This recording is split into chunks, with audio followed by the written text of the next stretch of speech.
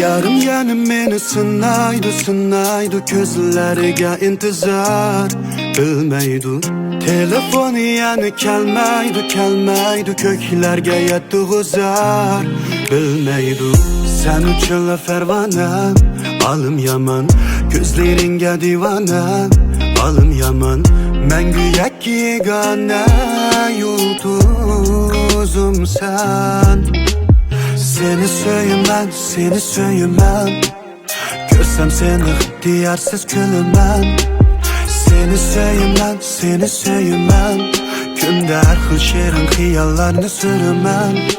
Seni söylemem Çünkü ayrı şeyde bolğunumnu bilemem. Seni söylemem İşilası şartlarınga könümem.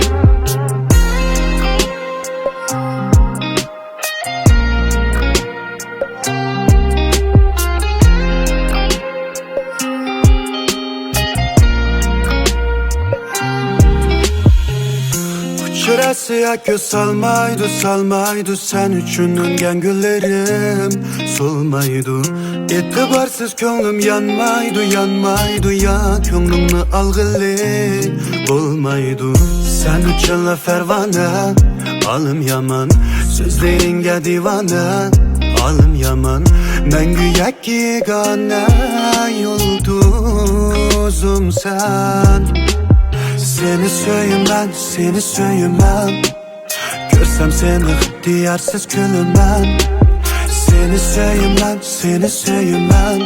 Günde her xil şirin hiyallarını sürümem.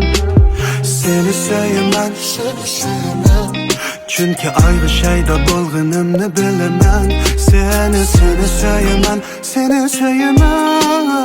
İşilası şartlarınga könümem. Servi nazları zebab Söymek acep muteskina. Dağlar yangrasın neda. Bilsen sen üçün can feda. Sen şunu kıymek buldum ben yar.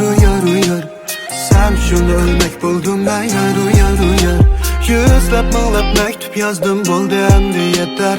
Yığsam şu üç ağızlam söz. Seni söylemem